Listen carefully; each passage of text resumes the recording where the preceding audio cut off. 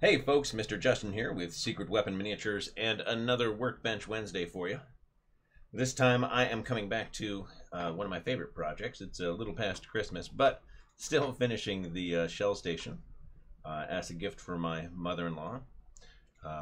Off camera I did a little bit of the freehand work.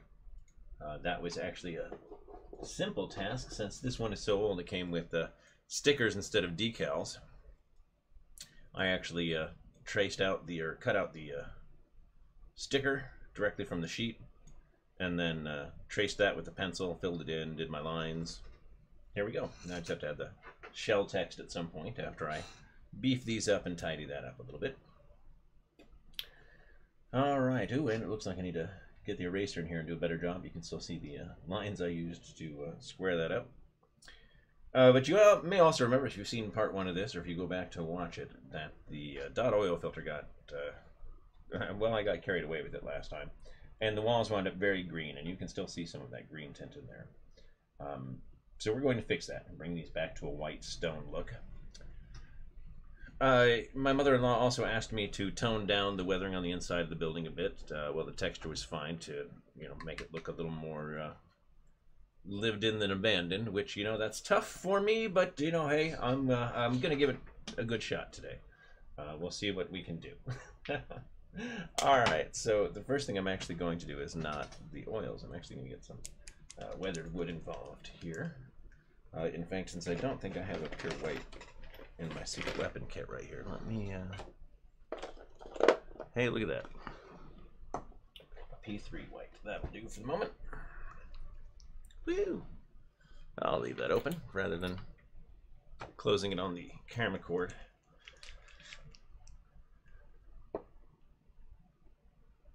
Uh-oh. Might have been a while since we've opened this one. Ooh. Chunky, chunky. Alright, we're good. I'm actually going to get my pour it into a cup. So I'm going to put it into my cup. Use a 2-inch chip brush. Wipe the excess off on the towel. Actually, you know what? I am going to spare my towel for that because I don't want to get white everywhere when I set my arm down. I'll actually pull a paper towel or two off the roll here.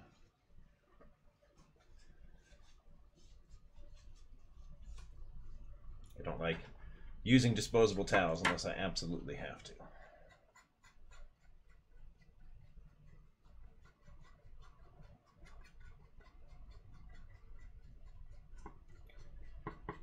Those socks just go back in the wash.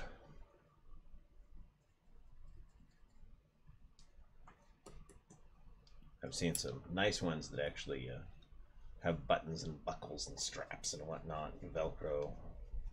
Different ways to hold a nice towel on your arm.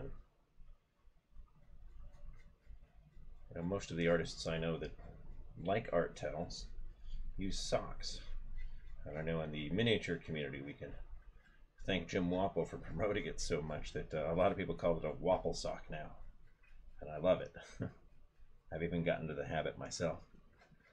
Before the show I was asking Emily to hand me a Wapple sock. Good thing I know what the bizarre terms you mostly mean. Alright, so we're back to not only the white, at least presenting white, but we've got a few spots of that green that do hint through and I think give it a more natural aged stone look. But we're also going to tone that down with some oil washes in a bit.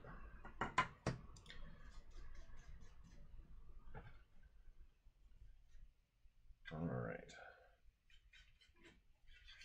Need some more paint.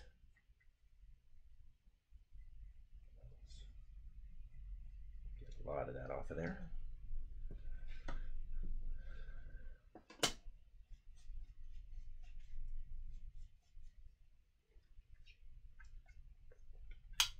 Oop. Don't catch my carefully crafted interior walls.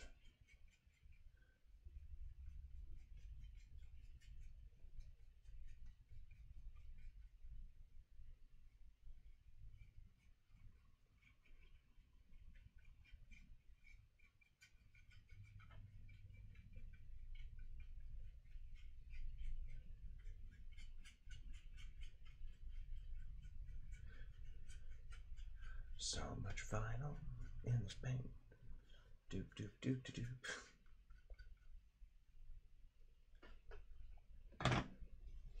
But what would I know?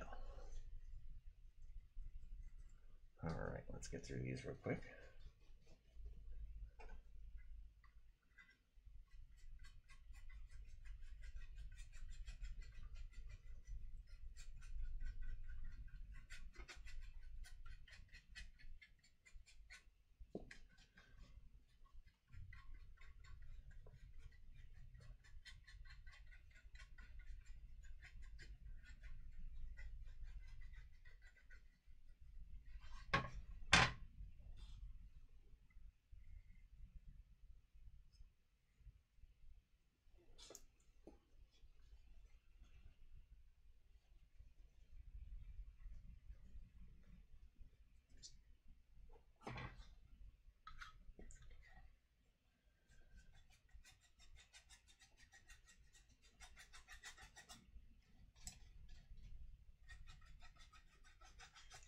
Actually picking paint up off of the paper towel instead of putting it down. Brush dries out a bit, there's still some damp areas here. So I'll use that before I go back for other paint.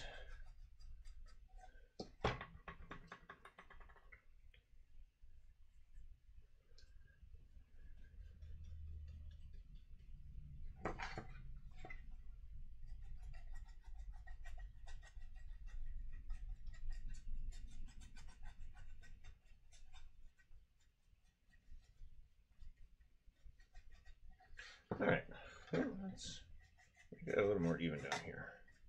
There we go. I'm going to check a few of these against each other. Lighten a couple of spots up. Oh, good. Just wondering if I had any water in my cleaning basin today, and luckily I do.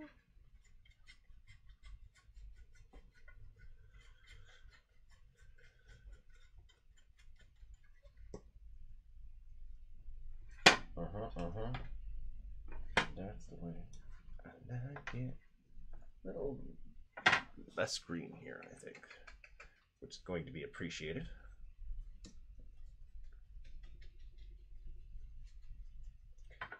So I'm gonna come back on that one a bit.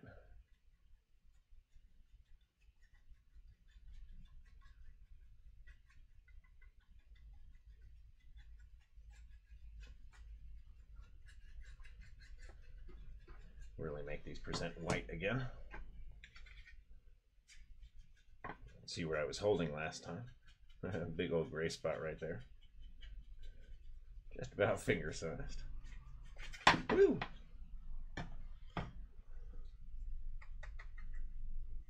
Painting so hard that pieces are flying. I think the problem is I'm not making all the cool painting sounds. Like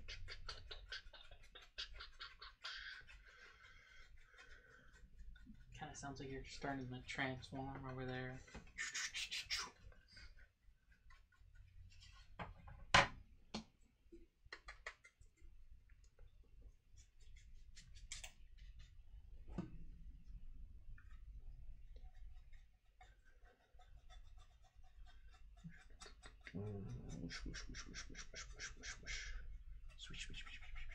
All right, nice and white.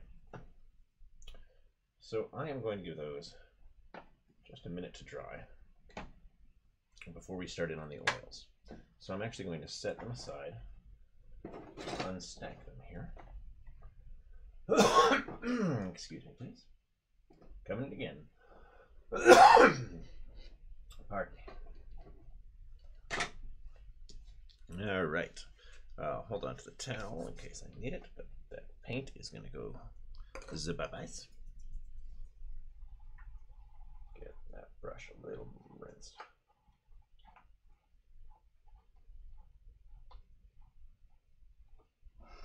It's funny, as I rinse that much white into my basin here, I can't think of all those people who are like, oh yeah, you know, thin your paint to 2% milk consistency. You know, like I think that's about right, but I wouldn't want to paint with it. So I'm clearly doing it wrong.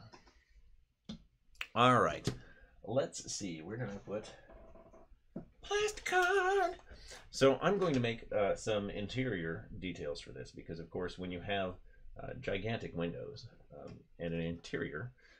So last time we actually took the frame that was in here and was all exposed and included all of the ejector pins.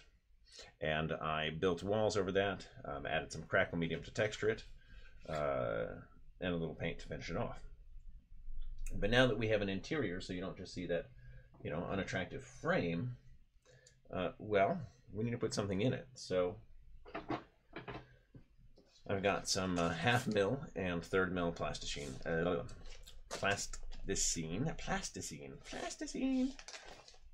extruded plastic. And let's see, this is my third mil sheet. And this is my half mil sheet. And I'm going to start just on a couple of basic interior objects. Now I have a couple of devices that could actually cut these for me. I could actually design it in Illustrator and just have the machine cut out the pieces for me. But that would be cheating, at least under the circumstances, because I want you guys to see how I would do this. You trash. Get off my cutting board, you old trash. There we go.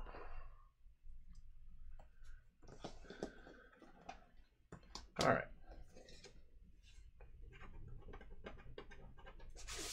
So first, a bit of math. Bum, bum, bum.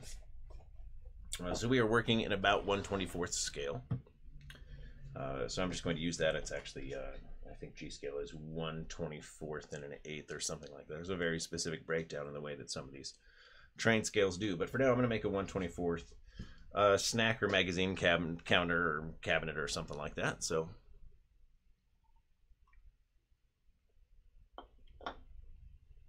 take a sip of my drink there. And let's see, let's make the sides out of half mil. Now in this case, scale matters up to a point in terms of the material. I know that one of the materials that I was looking at this morning is a 2 mil plastic card sheet. And 2 mil times 24, 48 mil. That's an awfully thick, you know, sidewall for a cabinet or something like that. Could it happen? Oh yeah, sure. Why not? Oh, here. Could happen. Let's see. You know, thick walls could happen. All right, but here we are. I'm starting with the half mil today, just because it'll be a little easier to work with as well. I'm going to grab my cutters, which are now in the drawer. Oh, that's right. I didn't put them in a drawer. Ha ha ha. I put them in the cup. All right, and I need a ruler. Now I've got a couple. I need one of my metal rulers. There we go. And I've got a couple of other fun rulers here too. These include my scale lumber gauge, which has the gauges here and on the back.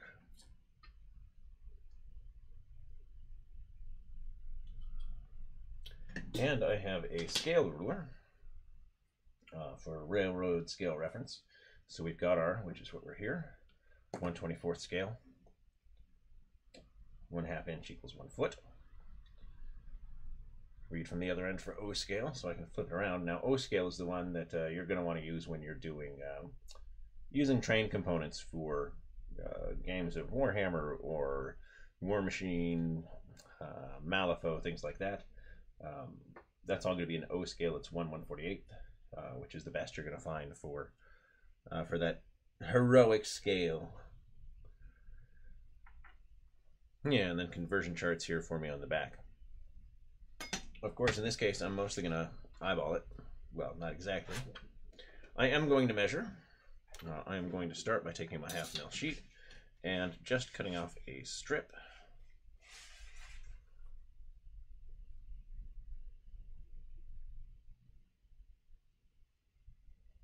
Right here. And I'm just scoring it. I'm not trying to cut all the way through, because in this case, it's actually very simple. I can just pop, pop, pop. Ooh, look at that. And set my half mil sheet aside. I'm going to do the same with my 1/3 mil at this point. score. The third mill is so soft that you can generally score right through it, but I am going to get into my bins and grab some tape.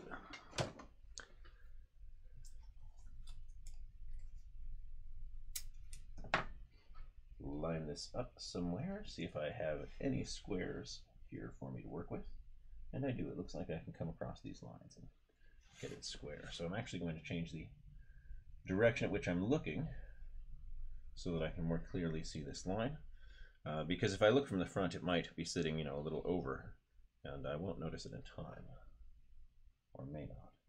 So from here, I'm leaning directly over it. I can see the corner in this line clearly. From here, I can check this side to make sure it's not leaning over too far. I'll tape it down here. I'll do that again. You'll note that I'm not taping down this edge here, and that's because that is where I am going to be working.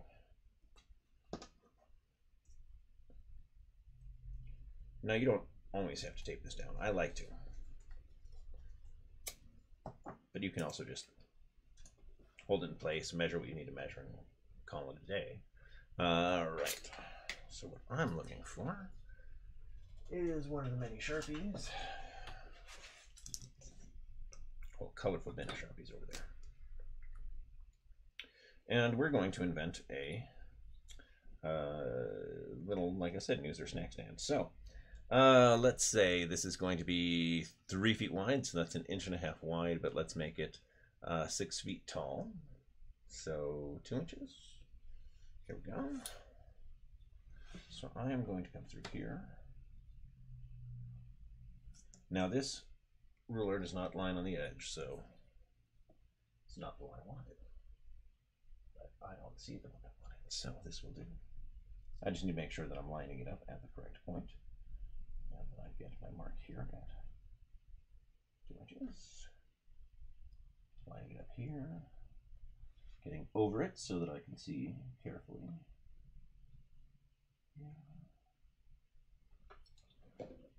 Get out of the way, oil paints. Paintbrush.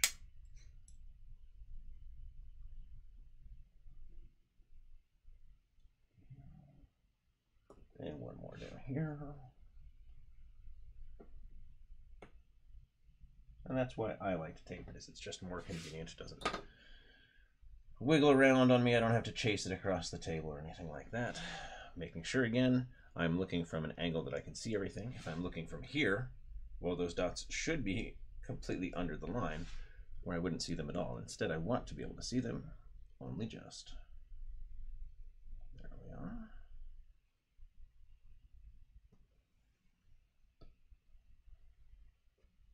All right, and I'm going to gently score that line while I'm at it.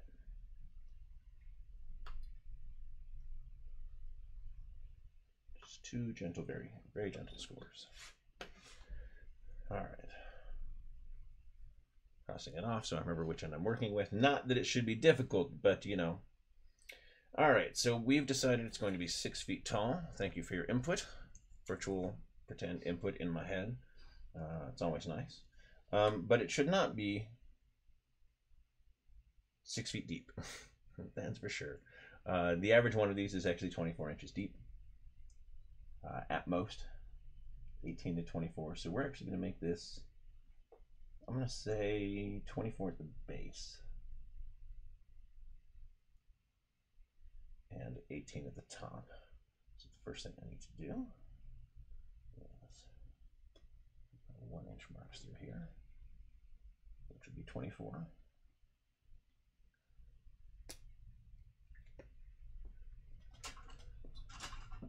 Oh, where did all my colorful Sharpies go? I'm going to blame my kid. Fortunately, I have some colorful microns sitting nearby that he has not seen yet. Will do. Now, this is just another habit of mine. I like to work with different colored pens as I'm tweaking a design. So, haha, that would be 24-inch mark. There's a bounce. And at 18 inches, so let's call it 12. So let's go a half inch.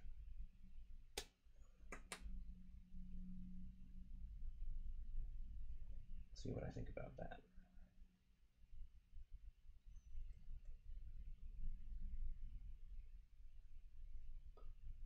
Haha, I have a plan now. All right. So now I have a plan. I'm going to go ahead and mark this because I'm not going to cut the whole thing. Change my angle. There we are. I am going to take that. So this is my bottom. And let's say I want this to be a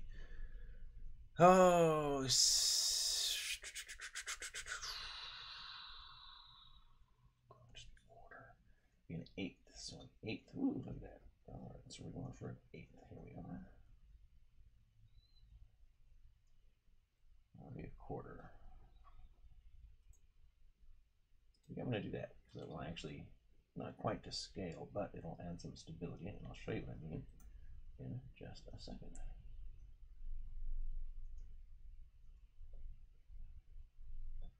All right. So then I can more carefully line this one up.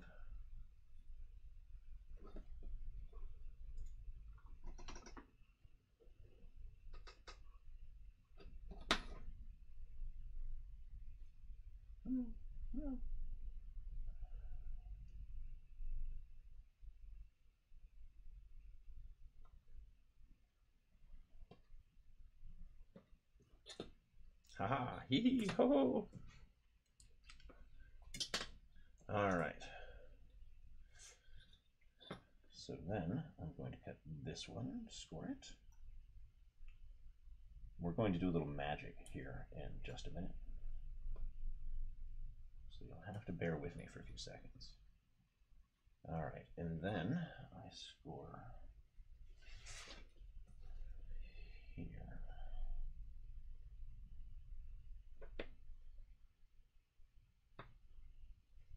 And my dots are a little off, but I know we're lined up because I can line it right there. Score, score, score. Let's cut that one all the way through.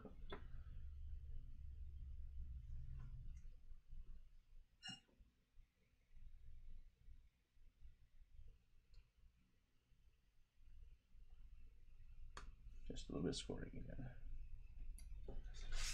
Yeah, I want to make sure I'm in there. Safe. All right, this is scored.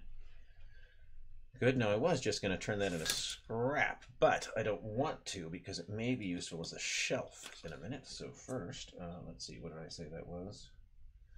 Half an inch. So let's get my half inch marks and my full inch marks here.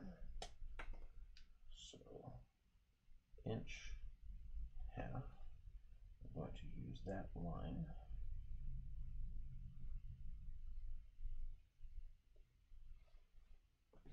Just line that up. But I'm still going to measure this. So you can see the score mark there. Oop, even cut on the score mark. Nice.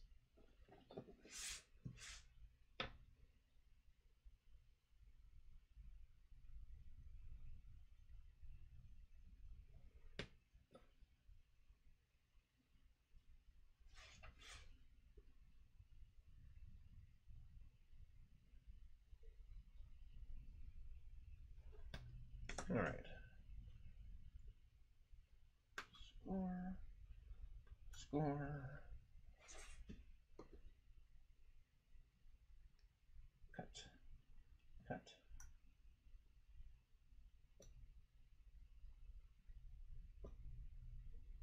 So I'm scoring very gently until I feel like go all the way through there. And then I'm gonna do some here. Whoosh, whoosh, whoosh, and just go a few more times here until it cuts through. That way I still have my frame all laid out where I want it to be. Let's wiggly, wiggly, wiggly, wiggly. See what we can do about this.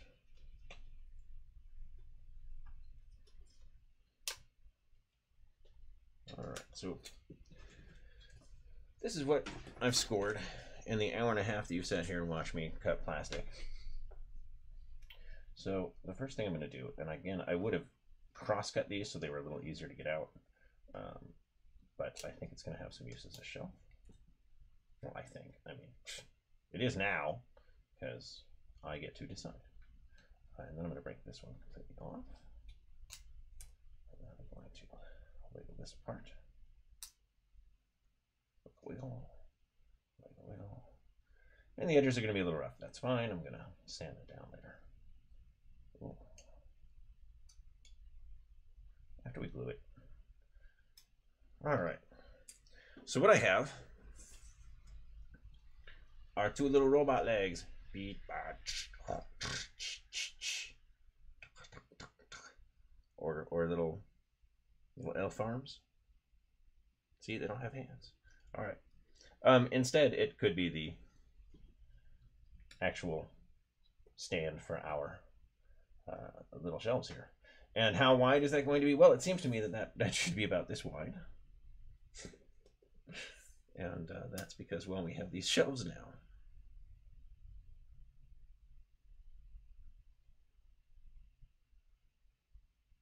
So I'm going to put a back on this, about that wide, a little taller, because I'm going to give it some shape as we finish here. And then I'm going to put a deep shelf across this one, and then shelves across the back. Now, one of the fun things that I do for larger pieces, this one I don't think I'm going to have to get really carried away here, but for larger pieces is I will actually hide Lego inside of them. Lego is wonderful for scratch building these things.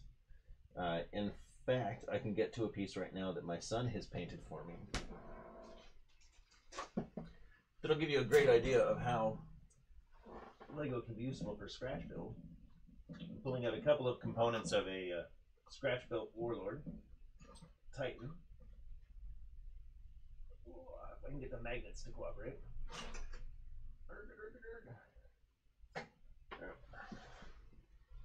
By cooperate, I mean let go, because they were so cooperative they didn't want to. So this is the Vulcan cannon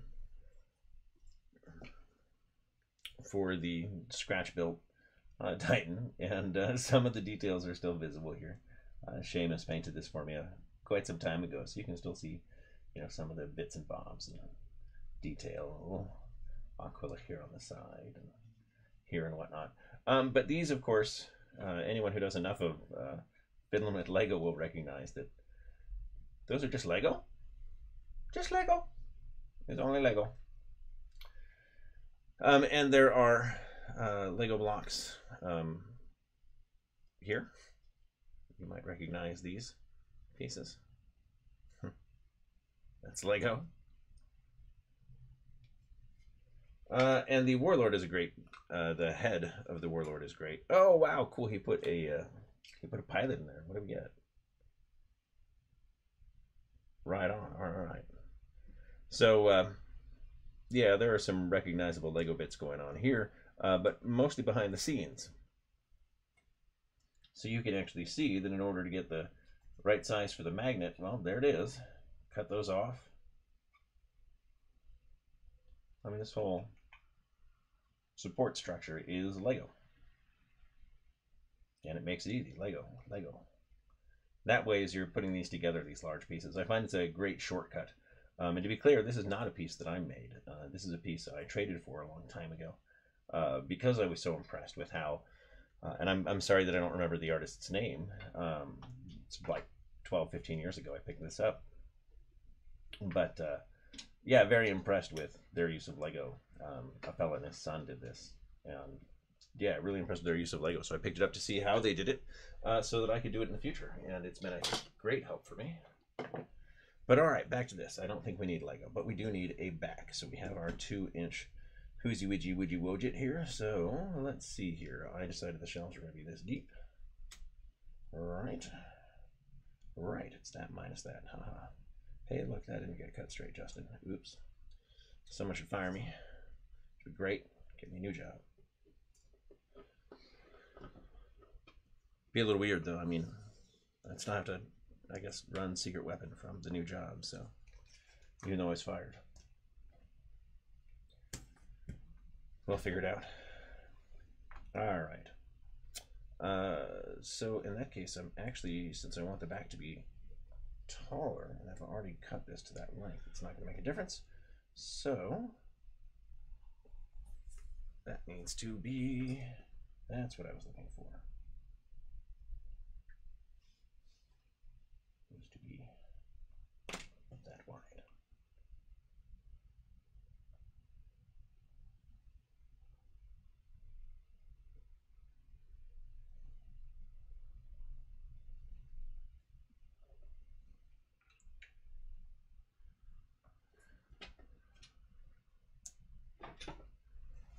And we're still going to have some fun here detailing this in a bit, but I'm only going to do one more step here, I think, before I get back to the walls, because that's a lot more exciting. And I do my scratch building a lot faster when I'm not trying to explain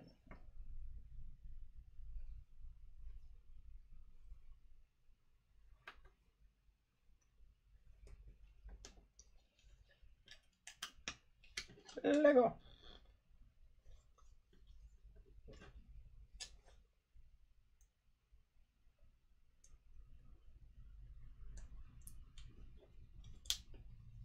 All right. And there we are. So I can already start to form the actual body of our shelf. Boop. And glue that together. And from there start adding shelves to it, a little decoration to it, whatever I want to do. Now I do have a tool that I'll pull out when I do that. That is specifically for holding these pieces square while you wait. And it is not where it belongs, which means that I've put it where it belongs. The good news is that should be the bottom drawer. It should have a little blue bin with some little acrylic pieces in it. Or did I actually take out, I think I got rid of the bin, so I just have the acrylic pieces and some magnets. Oh, hey, I'm knocking things around. Ah, here they are. Ooh. Well, I found my paper clips. That's handy.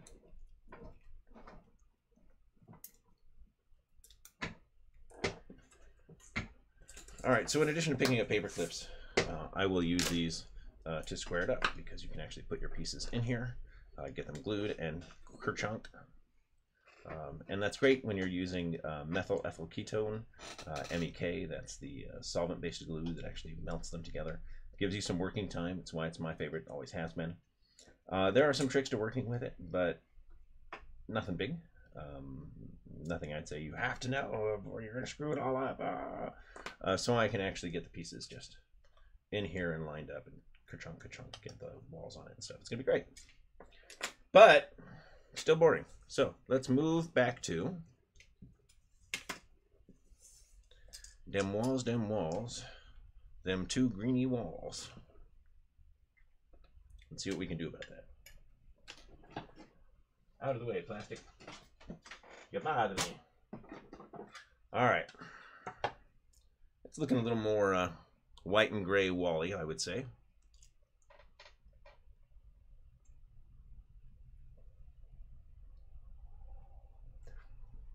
Which makes it time for oil washes. So I'm just going to pull out my smallest container of Mona Lisa and work with that. Oh, this was my son making it rusty for me too, because he knows that I like it rusty. He was very happy with that. I'll have to bring this out and paint it with him again. It'll be fun. Oh, and his pilot. Gosh, I've got to put his pilot back in the head. Of course, he hasn't touched it in months and months and months and months. But the moment he sees it, he's going to be like, hey, where's my pilot? Like, what? How did you... That's impossible. All right, so I don't want to go too dark. I'm skipping any greens this time. Oh, my gosh. Let's not make that mistake again. Gosh, Justin, why are you surprised that the green and the blue went so far?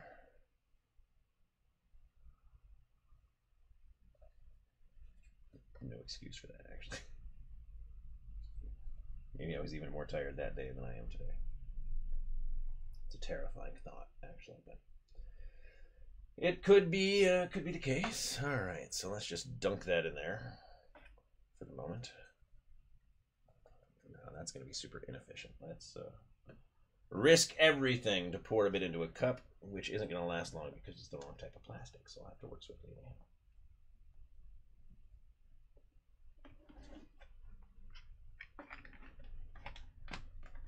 I'm not a gambler, but... Alright, let me get a bin that'll actually hold this when I need to dump it. Alright, and I had a brush and some oils, and I'm just making a nice thin oil wash here. Getting the pigment into it. And actually, I do have a bin that will work beautifully for this.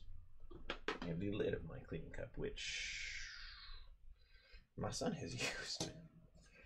How did he even get to it? I don't understand. He's 8. Yeah, that's... He's also 5 foot tall at this point, so... There's not much in here he can't reach, and he does love to paint. Alright, so I'm just going to pour this right into there so it doesn't melt my little plastic cup. And I'll stick my little plastic cup in an appropriate disposal. Move that over there. Move this over there. And I'm sure there might be enough, but we're not going to worry about it right now. In this case,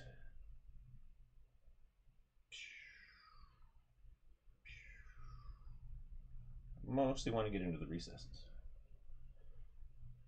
The sound is an important part of this. Now, if I had gone out and hit this with satin,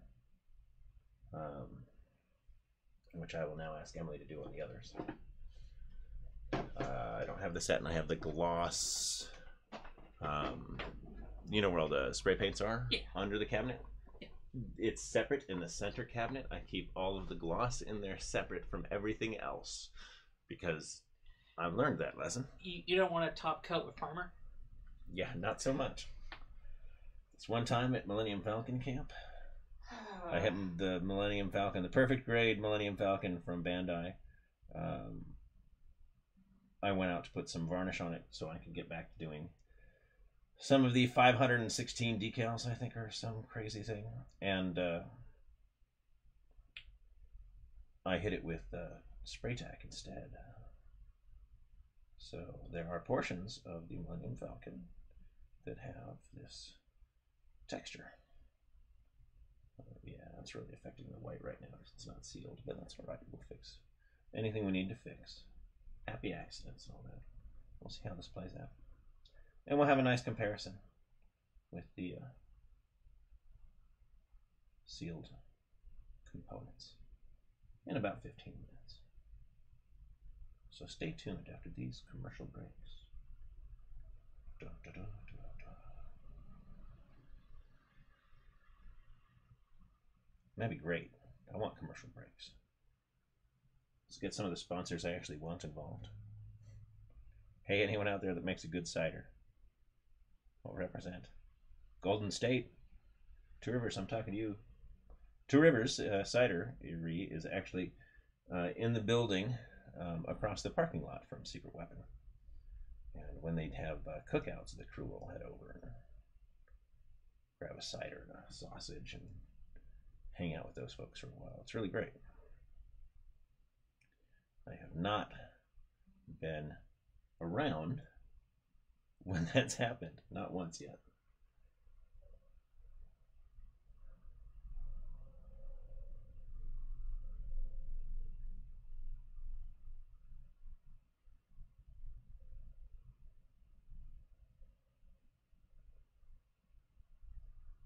have a Golden State Mighty Dry on the table with me right now.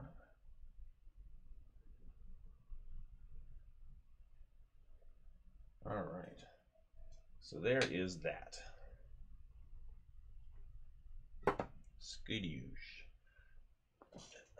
I have a paper towel, that's right. I don't need to waste anything else.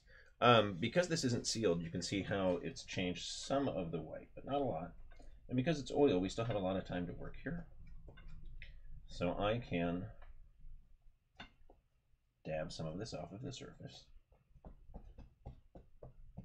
And we're still left with a nice, more realistic stone. Now there are tiny hints of the green, but it's not overpowering like it was. A little more of the gray. And just those hints of brown that would come from, well, existing because you're a stone wall. And I can still pull some of that out onto a couple of rocks. Spread it out a bit.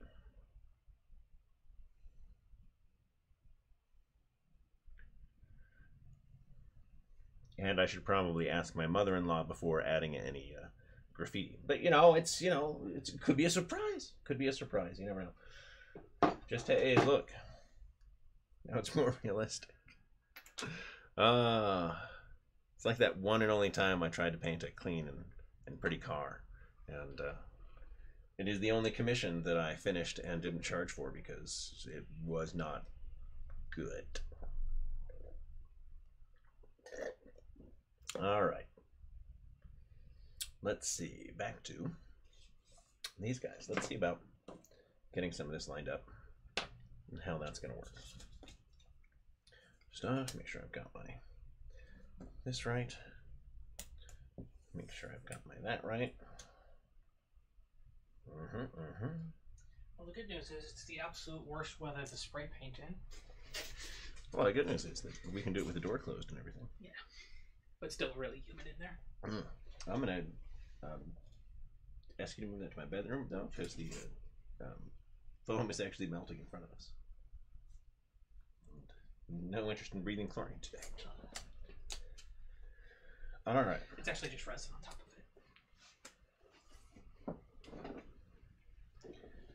it. So it was that side. No, it was this side. And it's the shelves. All right. So I'm just gonna mark this up for my own sake.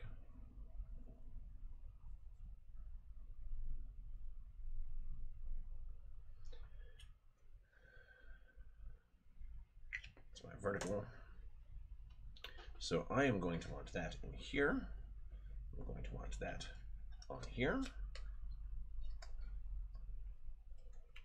See, easier to do when you're not trying to do it in front of a camera. But here we go. Clickety click.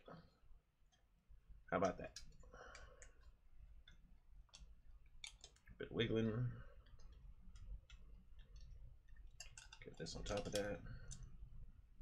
There we are. Just like that. And I'm actually going to use both of it on one of them, or both of these on one of them, after I separate them a bit, because that was not helpful.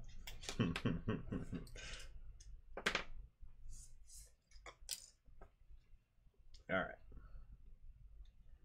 Just going to go ahead and start this way. I'll add the piece afterwards.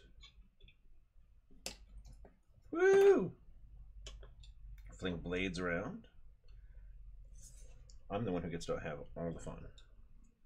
You guys don't do that. It's not part of the process.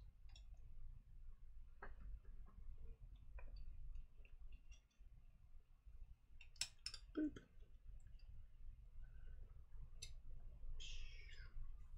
Blink. It wasn't me. Those were the sounds the magnets made on their own. Boop and kaboink. If your magnets don't make that sound, you're probably using them wrong. Just saying. I wouldn't sit around making like a boom sound. I'd make way cooler sounds than that. Nah, I'm kidding. There we go. All right.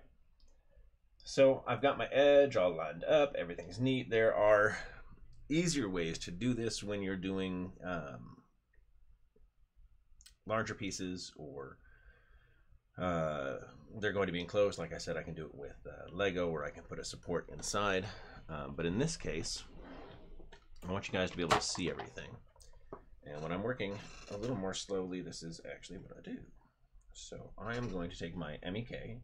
In this case, I'm using Tester's MEK. I have a big bucket of this stuff out in the garage, but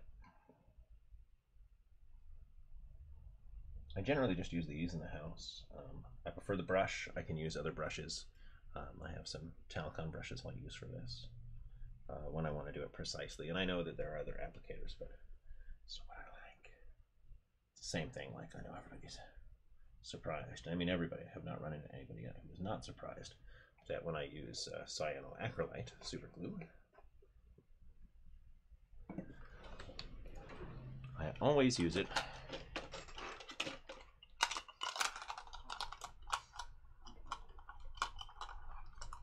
in these wee tubes, even if I'm decanting onto needles and toothpicks and stuff. They don't gum, they don't stick. I've never had a problem. I've never had to like force one open at gunpoint, you know.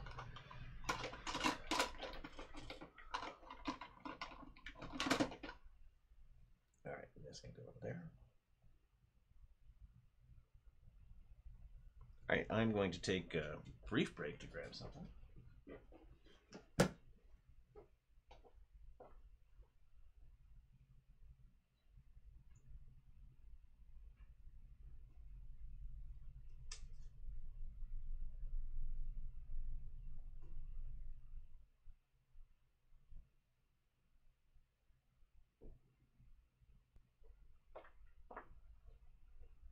All right, and I'm back. Everything I need again. So the first part of our little shelf can sit over there and dry. And since I'm moving on to other things, it's nice to have that handy because I'm not holding it or anything else. I'm not actually required to sit there and bother with it at all. Right. What else do I have? What else do I have? What else do I have? Well, the walls are still drying. At this point, they are actually in the bathroom with the vent on. And I'm going to turn up the heater real quick because I can. Make that room nice and warm.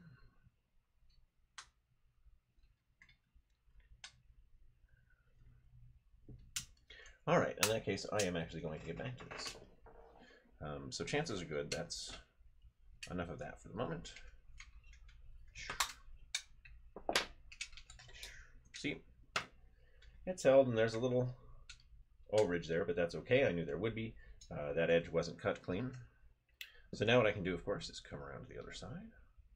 Kerbonk. And the other side. Kerboom. Splat. Kerbonk. Boom. Splat. All right, there we go. Stop that. That's my trick for the day. Now we figure out if which one belongs to which. All right. Nope. Nope. Yep. All right. Oop, don't do that.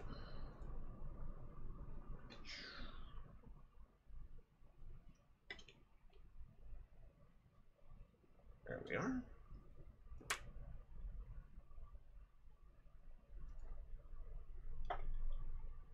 And there we are. Get my leg. Open this one.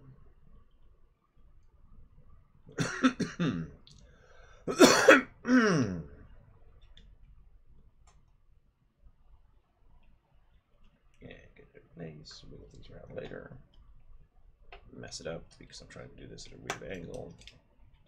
So I'm just going to pull it over close to me and get it up.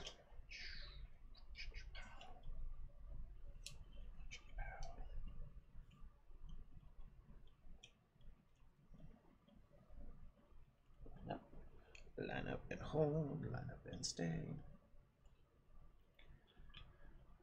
So even if I have the vector cutter on the other desk that's ready to go and cut these shapes out for me and stuff, and even just score it so I can fold it over, reinforce it, and glue it, I still like to bust out with the MEK and blade, because you don't want to lose that that habit. And I have definitely my ability to scratch build has definitely slowed and diminished a bit over the past few years.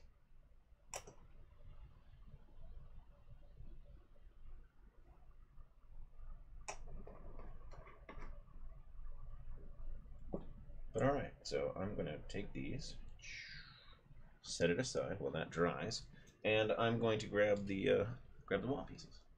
Actually, I'm going to let those heat for a second. What else have I got? Ah, that's what I have. I have this.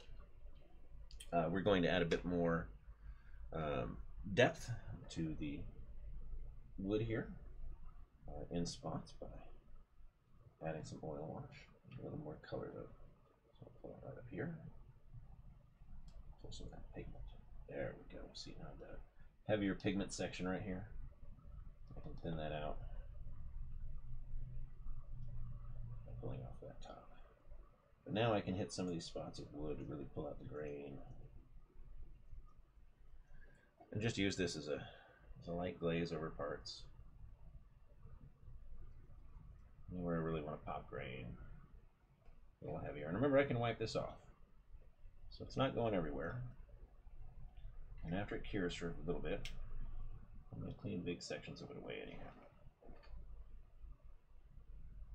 See, we get that nice grain.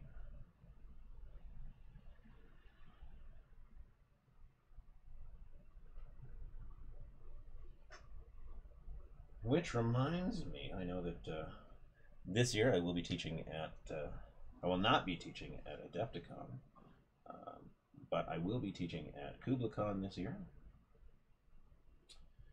And that's already arranged. And I am looking at teaching at Gen Con this year. So if you have an interest in taking classes from me at Gen Con, please let me know. Make sure you leave a message here in the comments, or drop us a note if you're going to be there and would like to take classes. And I'm going to grab one of my cups here and a hunk chunk of burning oohoo putty. And yes, I generally have a giant ball of woohoo sitting next to my desk. Don't you? It's totally normal.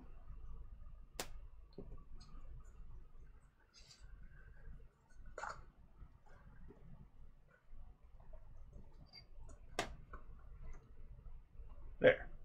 Now I don't have to hold it. You guys can see it. I can lower my chair. Scooch, scooch. And I have gravity's help getting these wood grains. See how nicely this flows?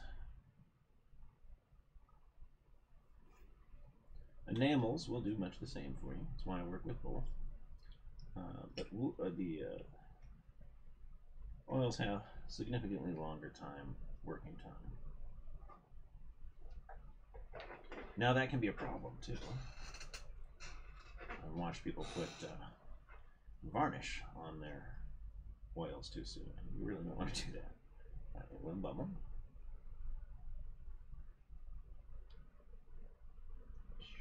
All the way down that line. You can chase it.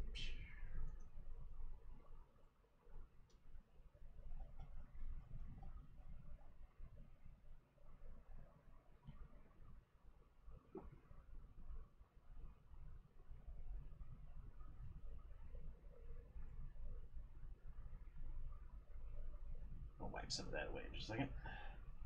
Wow, a few minutes. And here's the fun when you watch it go right down the yellows.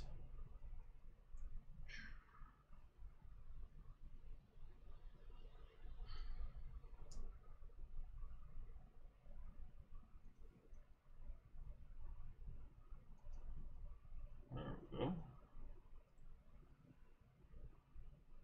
I don't want to bring out too much of this grain, but I'm going to here along the bottom.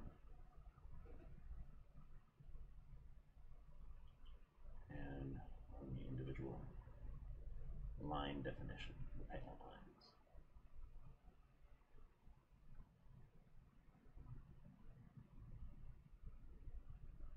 That really help sell this look.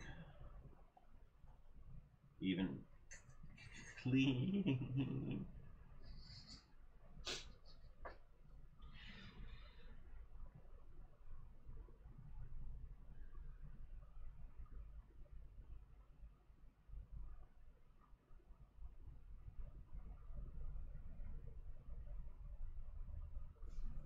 So we're just gonna get this done now.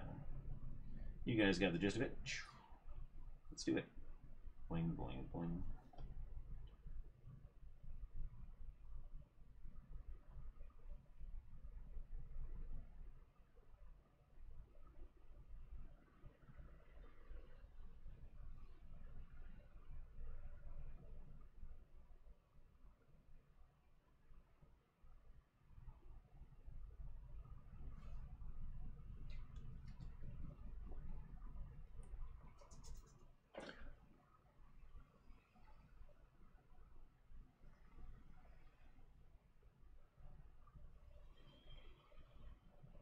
That's not going to do a lot because we're still talking about oils, but it'll help a bit enough for me to now get in here and, you guessed it, very gently get that out of there. Decide where I want to come back and bring harder definition back. Not surprisingly, right here on these wood slats, defining the shell insignia. And for that, I am reducing the angle a bit.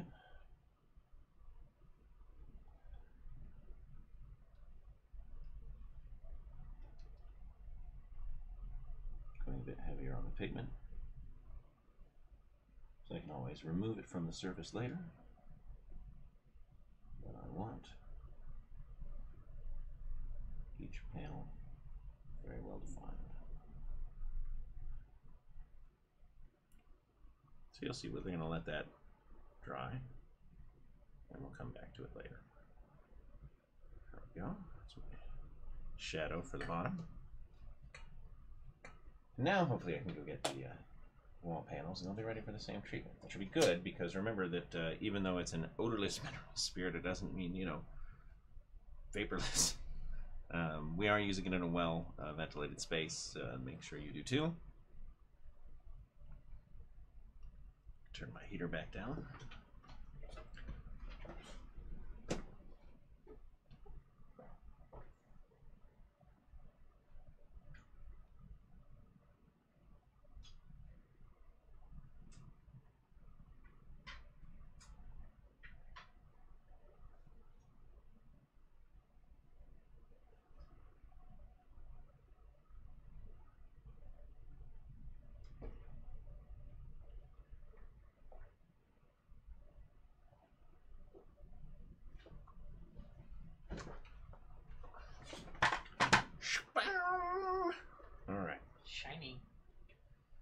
So shiny. So I will wind up hitting these with a layer of matte varnish, of course, when we're all finished. But I wanted to show the difference between how the oils are going to respond on directly over the acrylic versus over the gloss. Now, it's not tacky at all, but I'd still ideally let this dry for substantially longer, which is to say I'd let it dry at least completely, but it's had, oh, I hope about 15 minutes, and it had that in a nice dry room with a heater in it. So let's mix up my wash here again, make sure the pigment is dispersed a little more evenly now. Brush a bit. Remember to get my ceramic palettes out of storage now, so I can. And you see how it wants to flow right off the surface of these? So even where I'm putting it, say right here, I'm going to go sideways. Oh, little tiny bits in those cracks, but notice how it's flowing much more easily. I'm also going to have fewer issues with the discoloration of my acrylic. And I'm out of satin, but I usually do this over a satin. Satin gloss. Your varnishes do actually make a difference. I know I've talked about this before, but it's one of those old-timey knowledge things that I want to make sure people understand, because I run into too many folks that think gloss is just for shine.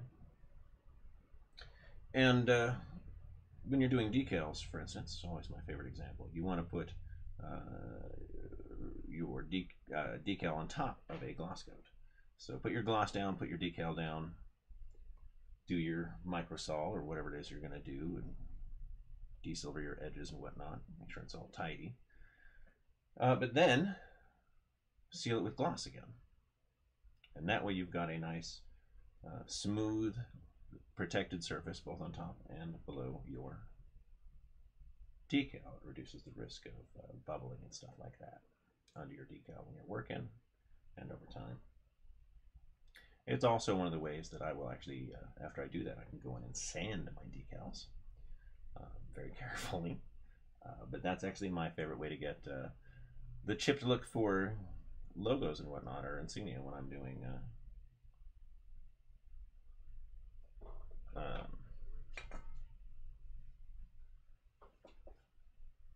decals, is just chip them away and seal it again. So I can just wipe off that surface. Boop. Everything I don't like comes off.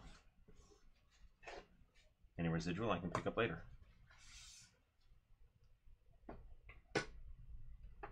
Alright, next. This time with a bit more care, since you guys have the idea. And quickly.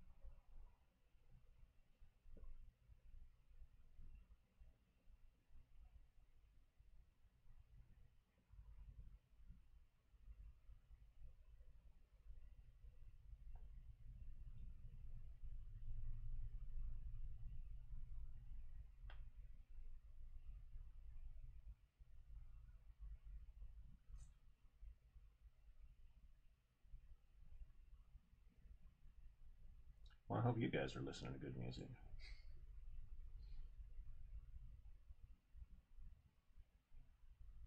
You just need to start singing.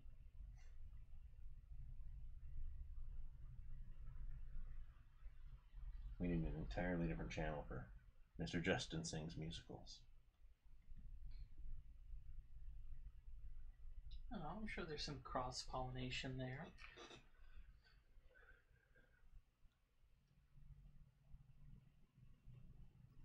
Alright, and dab off excess. Let that flow.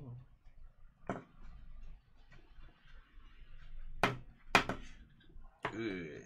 Let the excess flow through you. But an example of how it is so far. You can see we've kept our white look. We've now got that hint of brown in the recesses, hint of brown on the rocks, but a more natural look even before we knock off the shine than just the gray and white by itself.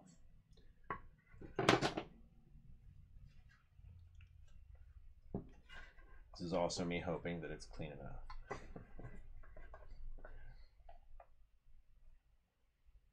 I guess we'll find out when it's finished.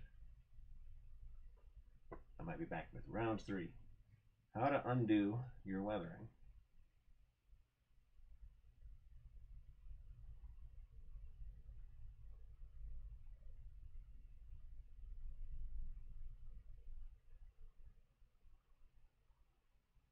It's actually a lesson I could probably teach. Goodness knows there have been plenty of times where even I sat back and went, what the actual heck do you think you're doing, Buster? Y'all know I like my stuff weathered heavily. But yeah.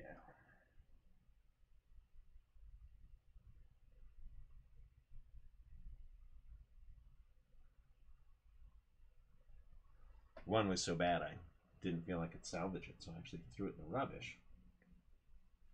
With great regret, I really did try to salvage it, and I thought I could. Just too bad. And my son got grumpy. He pulls it out. And he's like, well, if you don't want it, I'm going to have it. Well, sure, kid, why not? Now, it was otherwise painted well and on a display, because it was just the weathering on the base and how it was supposed to tie into the model and all that. That just went sideways. And at that point, the mud was all over the vehicle. It was all over the base. There was no real way to separate them. And I was like, all right, heck with it. It was fun, but it's not going anywhere. But I come in one day, and there's Seamus repainting it. And he had to remind me that once you give someone a gift, you don't get to say what happens to it. Of course, I come in and I catch him repainting. I'm like, dude, what are you doing? And he's like, I'm painting it. I'm like, yeah, it was already painted. Yeah, but you gave it to me out of the trash, and I want to paint it. So it's mine, and I'm going to paint it. And I wanted to get kind of grumpy because he was being cheeky. And I realized that he wasn't trying to be cheeky. Just didn't have the words to make that polite. So we talked about ways to make it polite. So I had to agree, though. I'm like, but you're right.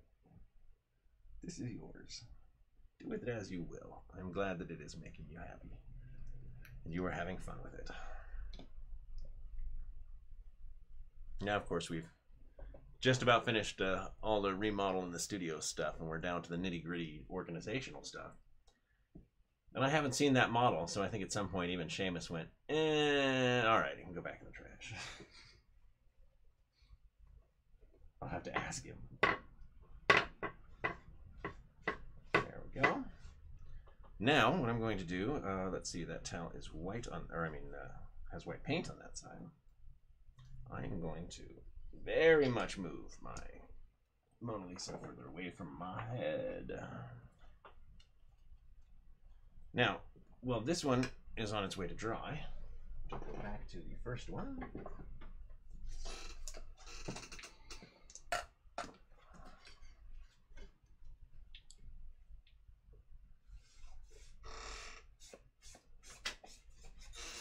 And as you can see, boom. I'm wiping it off of the surface. It's staying in those recesses. Look how well defined the panel lines are now. But without losing the color, it's just a little weathered now, as you'd expect by putting a little brown filter over the top of it. So when this one dries, I'll hit it with some matte varnish. I'll come in and I'm actually going to pick out the yellows again and add the shell text, and it's going to be great. But you know, we set this aside for, I don't know, 10, 15 minutes. I wasn't looking at the clock today. But for a while, and came back and finished cleaning it up. And that's what we're doing right now to the other walls. So this is the first wall we did. And in this case, you'll see that that color is pretty much attached to the white. So I may have to come back later with the white. And this is the one that wasn't sealed. Now watch dish. This, I think, was the second one I did. And you can see, whew, it is still a little over oiled. This is the more subtle look I'm going for, so wipey, wipey, wipey, wipey, wipey, wipey, wipey, wipey, wipey. Let's get that off the bricks. Let's get it off the bricks.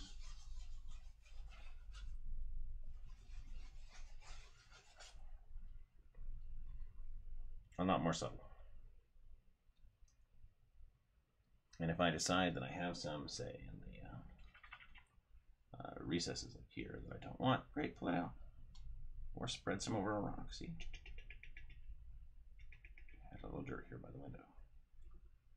Or take it away.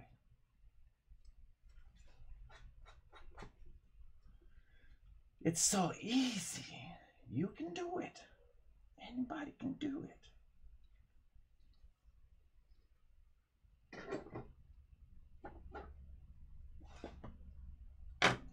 That'll be my book. Anyone can make their models look rotten.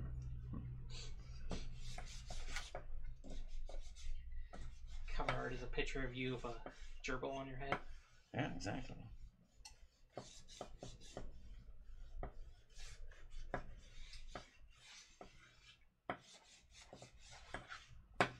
All right, so these are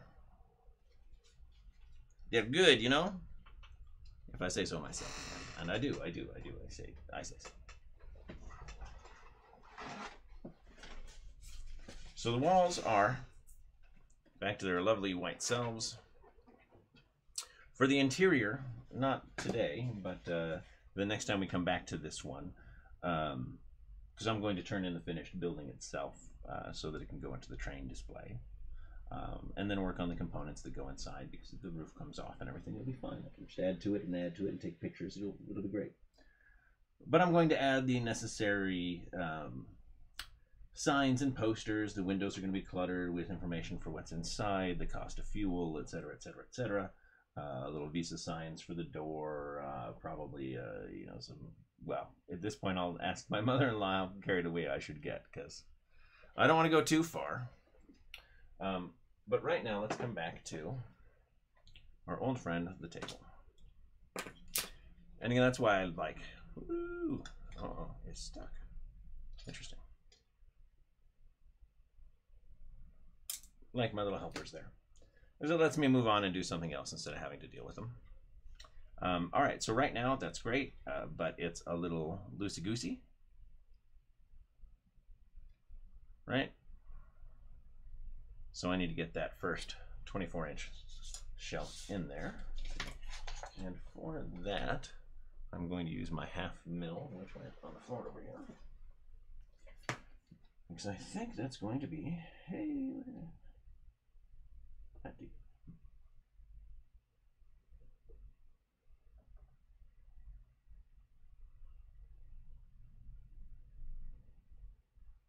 All right, there we go. So, like I said, I'm eyeballing this one, so it'll work. Works better though if you make the sounds. It really does.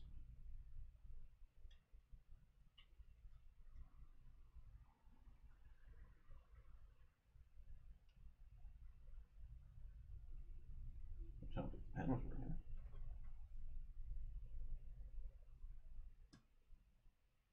All right.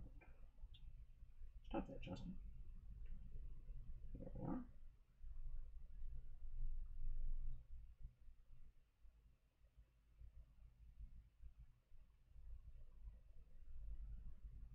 And that's rough, but I'm going to cut a little bit outside of it, and that's fine. And my ruler went in my hand. Here we are. And hey, here's the ruler I was looking for earlier. This one comes directly to the edge. It's cut after the fact.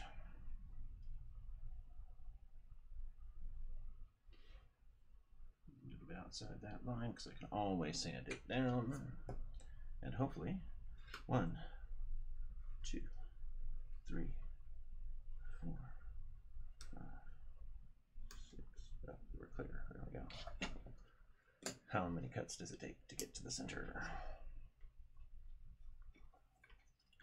All right, and I want this to actually sit right inside, which means it's gonna be too wide.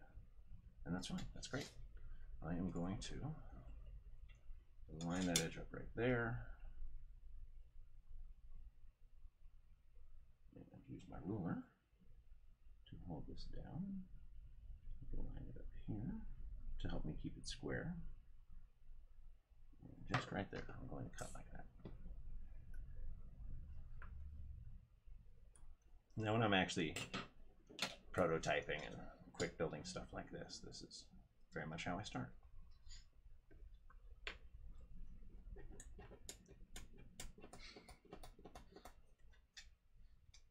My other way was more fun, but there we go. Boom. So now I'm going to get my MEK in there. And since it's not a seam, I do want to get it on both pieces. Boom. This and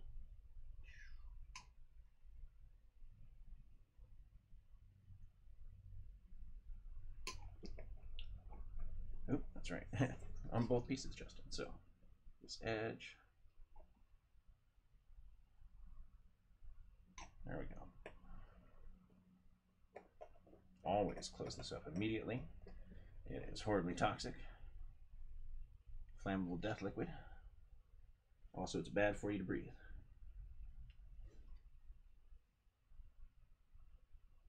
Which is why I wound up in hospital briefly after building 10 Lehman Russ in a day without my respirator on.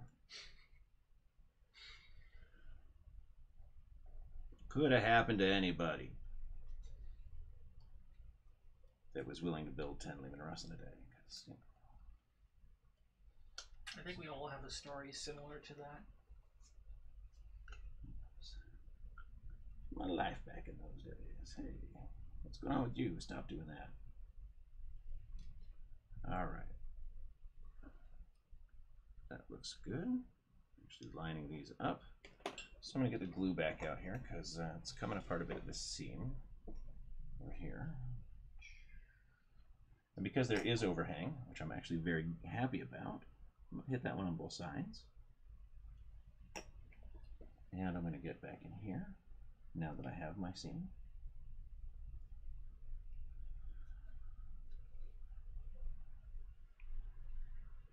Keep thinking the dog is going to come check on me, but she is tired.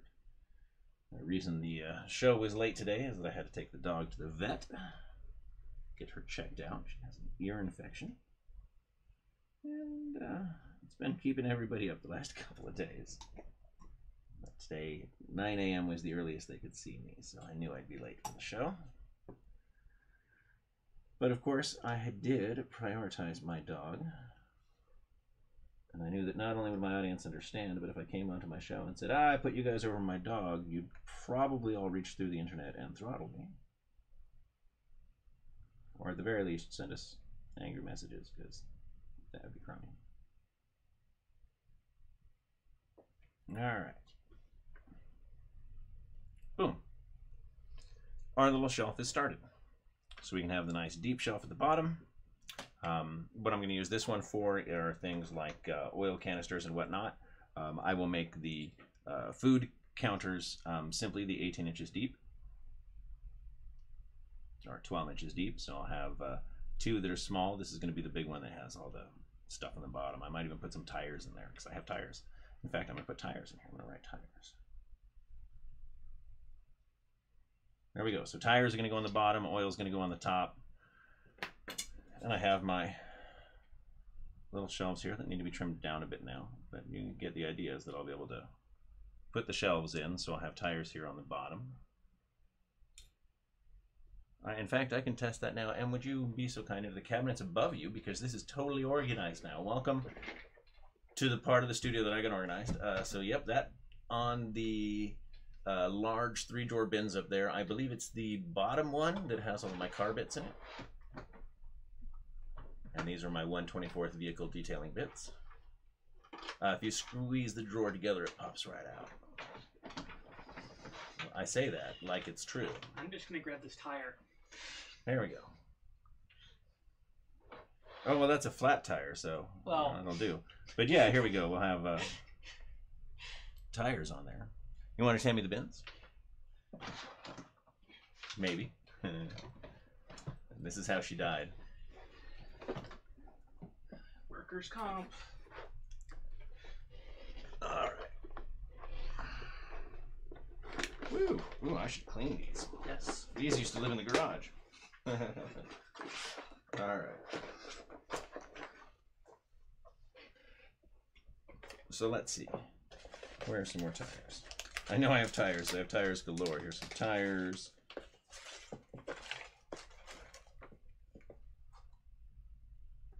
Tires. More flat tires. Regular tires. Flat tires. The resin prototypes that I was making for flat tires. That's why I have so many flat tires in here, as I was going to sell them. That was also the moment I realized that Secret Weapon did not need to get into the business of 1/24th vehicle accessories right now, just because they turned me off. Now, 1/144. Oh, and these are 1/35. Interesting. These are too small. I wondered about that, but they'll give us a look for the moment. We'll find my 24th later.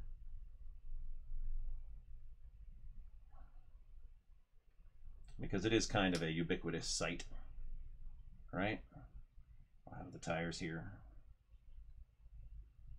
I'll have the shelf above it with oil and whatnot at the top. Right in there. But I need to find 1/24 tires for scale, because that's how I'm going to measure this out, and I need one that is not flat. The reality is I may have flattened all of my 1/24 tires.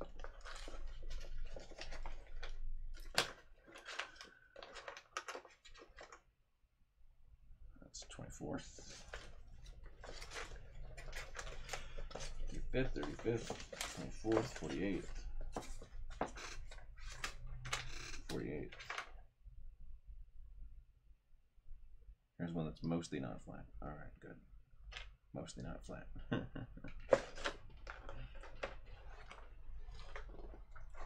So this will give me my working height here. So I've got the flat one I can still use. These are varying degrees of flat, and one that's not at all. Oh, I know what I did with all those tires. I put them on the Captain Ahab diorama. Yeah, see, and that's what I thought. I thought these were going to be nice and tall. So I'm going to make a mark really at the top. So I want some room in there for a little bit of signage. So I want to see how that looks to me from the front. Yeah, let's do that. Oh.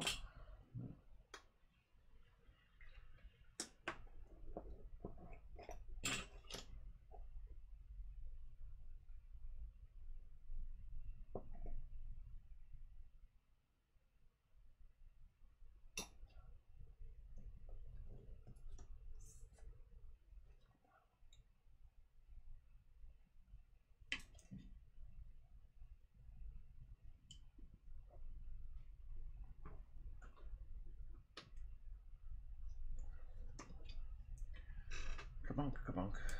Snip, snap. Come on. I am cutting plastic behind the scenes. It's secret cuts. The skills that I don't want to share.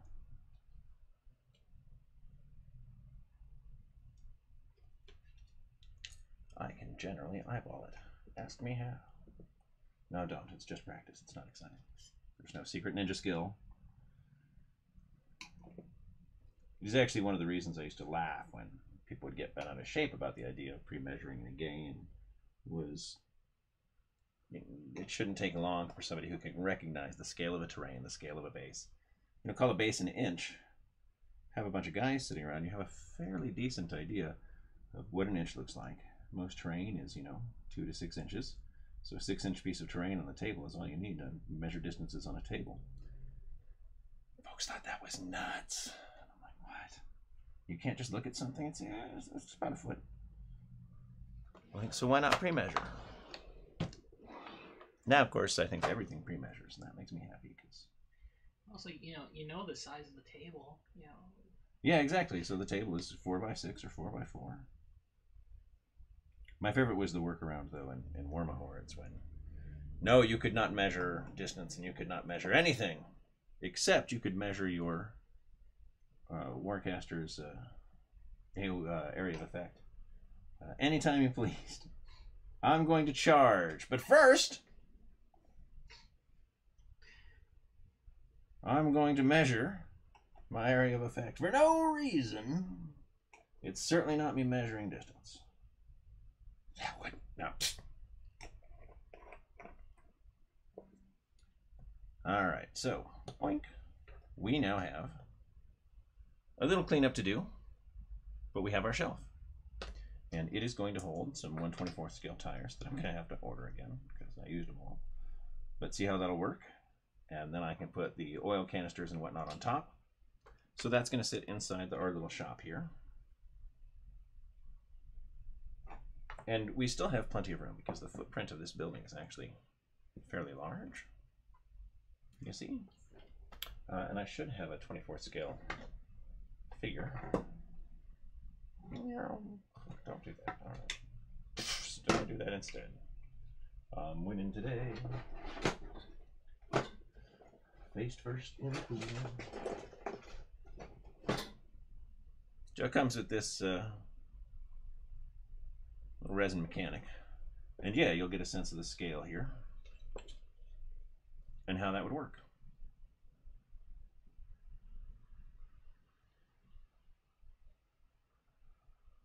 I'll probably make the snack shelf a little higher, just because I can, but I like the idea for this one being nice and low.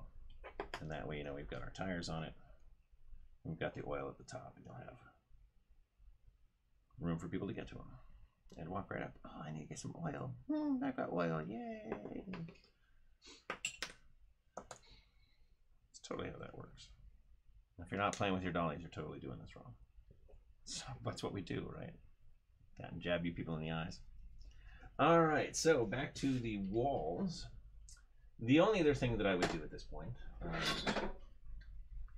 is on the bottom, add a little bit of dirt. I'll probably do that with a couple of light pigment washes. But of course, before I do pigments, I need to come back and hit this with a matte spray.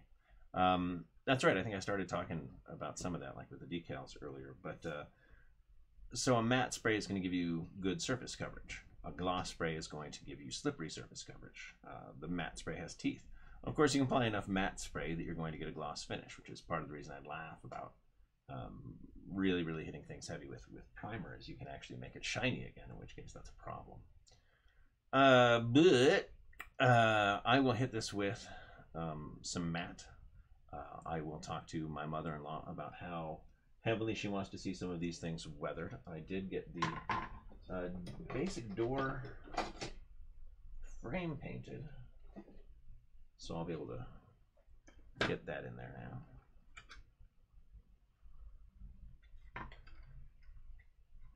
And I will ask her as well if she wants me to use the plastic windows they provided or slide covers, because this is actually designed to fit slide covers. At least it looks like it to me.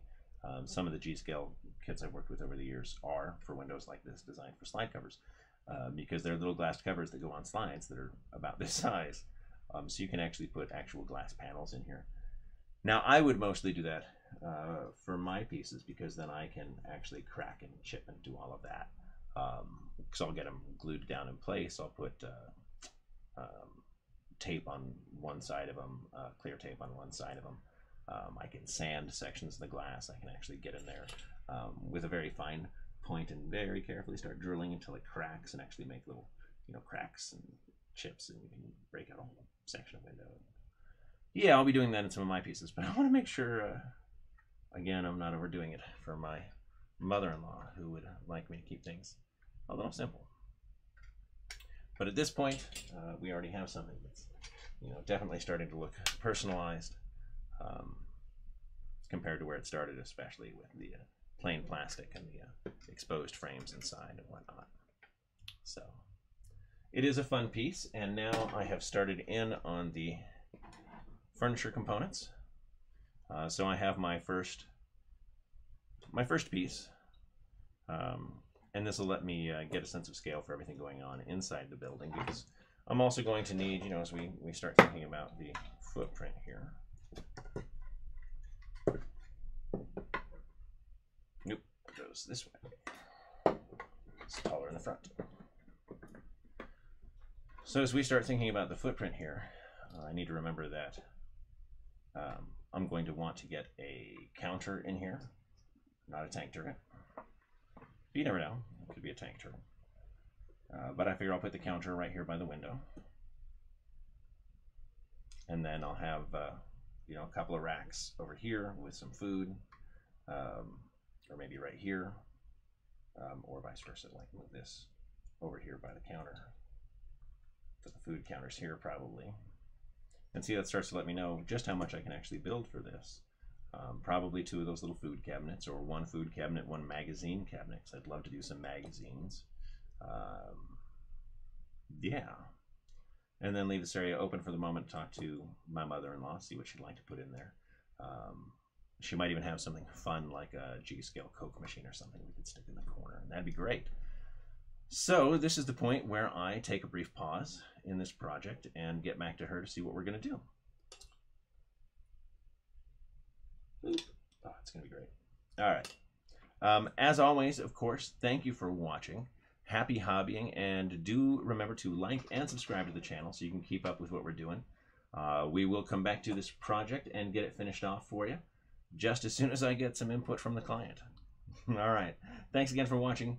Do enjoy. As always, catch us on Facebook as well. Remember to sign up for the Secret Weapon newsletter, too. We're going to come at you from all angles, but we do offer different special offers come through different channels. So make sure you're on the lookout for those. And as always, thanks again.